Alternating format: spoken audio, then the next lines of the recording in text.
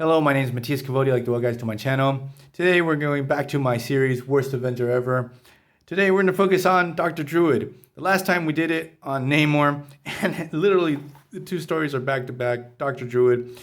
We're going to cover Avengers issues 294 to 297, which were written by the legendary Walter Simonson. That this era of Avengers was pretty rough. It wasn't the best. And basically, during this whole time, like I already crossed paths with people that are fans with Dr. Druid. Like when I read about this character, I find him to be virtually unlikable. He's very arrogant. He's very dismissive to his teammates. And what happens in this story, is like, oh my God, this guy was just the worst.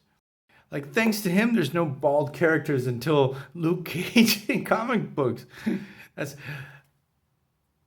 bald people a bad rap. So, jokes aside, what happens in this story? We have Nebula, who I'm not sure if she's the same Nebula as Thanos' granddaughter. This Nebula, I'm going to guess that it's the same one, has infiltrated the Kang Council. Like all the Kangs across the multiverse have this weird council trying to control the multiverse as best they can. She wants to infiltrate the Kang Council and steal them of all their secrets, get all their power, what normal stuff that what villains would do. And what she does is she enchants Dr. Druid to manipulate the Avengers to serve her and take over power with the Kangs.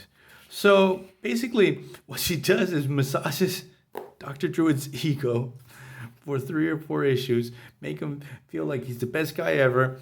They get it on a couple of times. And basically, Dr. Druid screws over his teammates. And it's just really terrible.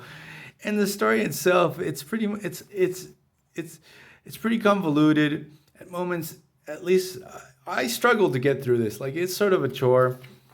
I know that Walt Simonson has done much better stuff, but like this particular, like the previous story arc too, with Namor and Marina, the Avengers take a lot of bad decisions. Here again, we have the same situation. So here we have all those Kangs.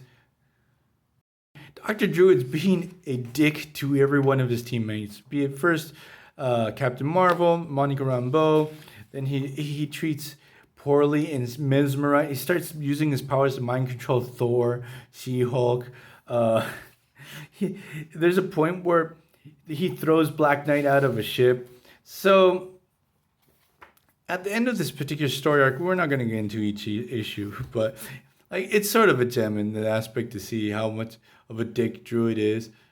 We have the Kangs trying to stop the Avengers. They're trying to get to this bubble within the center of the universe where they're going to get all the Kang secrets.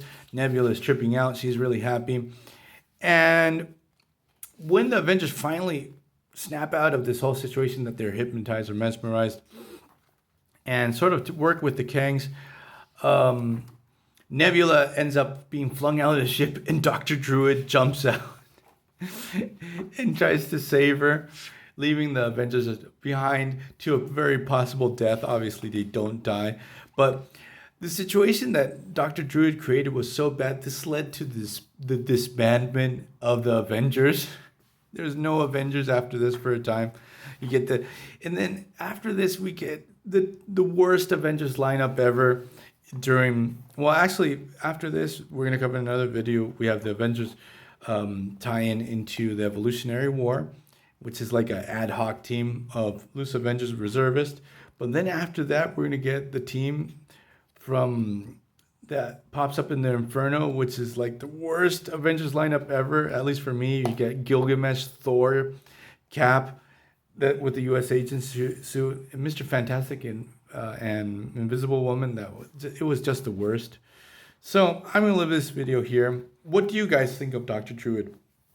Do you think he has any redeeming qualities? I do like the Druid. I'm not sure if it's his son that pops up in the Secret Warriors. I like that character. I found him to be interesting. But this one, boy, no.